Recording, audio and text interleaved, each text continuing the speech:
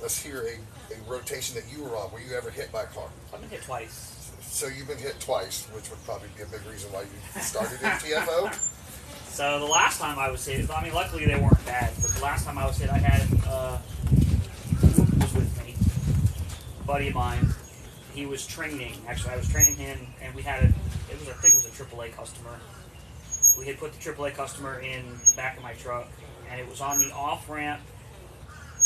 It was 275 south, off ramp for Bush, which it corkscrews around to get onto Bush, and the guy broke down right in the elbow of that bend. So you don't see it until you're there. Yeah, you're on top of the. And we loaded the car up, loaded the customer up, whoop, jumped in the truck. I jumped in the truck, but I just wanted to double check the straps because, like I said, I'm an overly safe type of, I will go above and beyond way more than necessary. So I jumped out of the truck, I checked all the straps, and right as I was walking back to my door, this car come around, and I heard it. So I got as skinny as I could get, and he rolled me down. You can only get so skinny. He rolled me down the side of my bed, the side of his car, and all I heard was the customer yelling, "He just got hit! He just got hit!" Which I assumed scared Whoop because he jumped out of the truck. The guy didn't stop. Like he knew he messed up, and now there's two people that are yelling and screaming. So he jumped the median and took off. That was probably 3 years ago. Luckily, like I said, it wasn't bad. I mean, it could be a whole lot worse. We did not necessarily an accident together, the mall parking garage thing. Oh, that was fun. Yeah, that was fun. That was probably one of my favorite things I've done that wasn't a car accident. That's the stuff that I love doing, the recoveries. The recoveries that make it think. Yeah, we did a mall maintenance guy was doing, we're not real sure. He lost control of his truck. Yes, he lost control of his truck on the top of a parking garage full-size pickup trucks barely fit into. Actually, we had a skid steer that didn't fit into certain areas. Had to take the light off the top, and it still broke one of the brackets off. From rubbing. A short skid steer was barely barely short enough to make it to the top floor. So our options were a rotator, which would have cost him $1 billion, or me, him, and Brad took a skid steer, a flatbed, and some wood, some tires, and we wrestled this thing down from the 3rd floor to the 1st floor because they hit the pole up top so hard it broke the lower control arm. Ripped the control arm right out underneath the vehicle. And they're just amazed. The second vehicle, I think he said the guy did that too? Yeah, the second vehicle. Yeah, the second vehicle. In less than a year? In less than a year. And the malls are self-insured because the vehicles technically never leave the property. So this comes out of their pocket because these vehicles never leave the mall, so they don't tag and insure them. They're insured under the mall insurance because technically they don't leave the property. How long have you been with Guardian? I started with Crockett's in 2014. And now they're obviously Guardians of the Highway. Guardian, correct. It's a conglomerate of several tow companies that have come together to basically try to take over the world. Taking.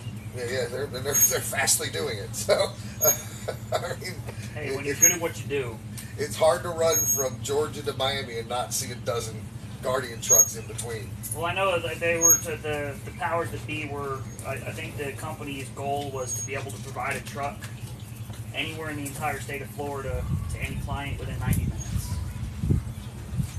That's a tough goal to manage. And I think right now, and I'm not. Don't quote this, but we could probably get a truck anywhere in the entire state to anybody within 2 hours. That's an accomplishment. Which, that's big. And I personally know that some of these companies just started from small hometown people that started these companies from nothing. The siblings and the parents and the relatives have helped build these companies from the inside out. Yeah. I don't know about some of the other companies. I do know Scotty Crockett's family. Yeah. And they worked due diligently. Started in Land O'Lakes. Their whole lives to the point that they lived at one of their properties as kids to make a big, successful, fantastic towing company that has grown to Kind of gather other people. Setting the standard. Yeah, people definitely would like to follow in the footsteps of Guardians, but it's a tough set of shoes to fill. That's why so many people don't love Guardians as much as the people that work there. Correct.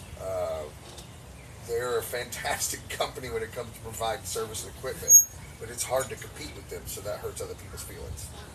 So I worked there for a little while. Actually, it was my favorite tow job on the planet, but I had an opportunity that I couldn't pass up on, so I took it. I almost wished I didn't have, because towing wise, that was probably one of my favorite companies I've worked for. Yeah. I drove nice stuff. If we needed something, it was typically there. Yeah. If we didn't have it, they'd go get it. And all of our stuff was nice and new. I mean, there's fuel in all of our places, even death. Even death at the shops. Yeah. Yeah, they put it right there side by side. Right next to the fuel. Yeah, we have fuel and death, so be careful. Sometimes they can be mixed up. In a brand new truck. In a brand new $5,500, you could, and it doesn't take but a smidgen of death. A couple ounces. Yeah, it doesn't even take a whole lot of death to shut a truck down. Allegedly. Allegedly, yes, allegedly. So all you other drivers out there, operators, be careful. Just the shot glass of death will keep your truck from going much further. Well, it'll make it about 20 miles, give or take. And then the death mixes in with the rest of the fuel where it's not supposed to be. And it just shuts your ride down. This is all alleged, though. Yeah, this is all what I've heard So from other people. So, but unfortunately, you're careful. Be careful putting death into your truck. Put it in the right spot. Pay attention what nozzle you're sticking in what hole. But in the operator's defense, they shouldn't put the depth hose 33 centimeters from the diesel spout. There should be a little more effort or maybe the hose doesn't fit in one like they used to not.